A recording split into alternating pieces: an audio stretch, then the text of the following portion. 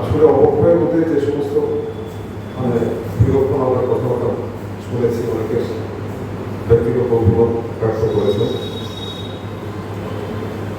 আমরা আসলে দিন দিনেই আমাদের যে ঐতিহ্যগুলি আমরা কিন্তু মানে হারাতে বসেছি।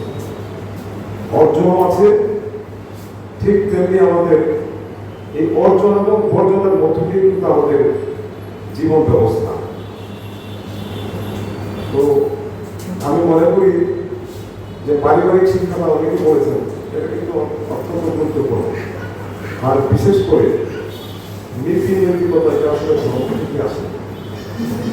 আমরা যে যে ধর্মের অনুসারী, যদি আসলে ছোট থেকে যদি আমরা এই ধর্মীয় শিক্ষাটা যদি আমরা প্রত্যেকের ধর্মের থেকে যদি আমরা গ্রহণ করি, নীতি নৈতিকতা কখনোই এই মানে আমাদের ওই শিক্ষায় যারা অন্তত এই মৌলিক শিক্ষাটা যারা গ্রহণ করেছে, তারা অন্তত তাদের ব্যক্তিগত জীবনে, পারিবারিক জীবনে কিংবা সামাজিক জীবনে কখনোই অবক্ষয়ের মধ্যে মানে তারা পড়বে না, এটা আমার বিশ্বাস।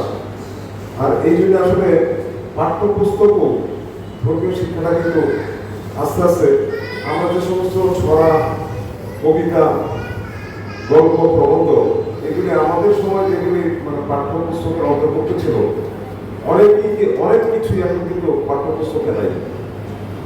বিগত সরকারের আমলে বলবো যে সবচেয়ে যে শিক্ষা ব্যবস্থাটাকে আসলে মানে ভেঙে দিয়েছে। তো যেখান থেকে আসলে এই নীতি নৈতিকতা অর্জন করে আমাদের বিভিন্ন অঙ্গনের দায়িত্ব পালন করবে, সেটা আসলে যথেষ্ট ঘাটতি রয়েছে।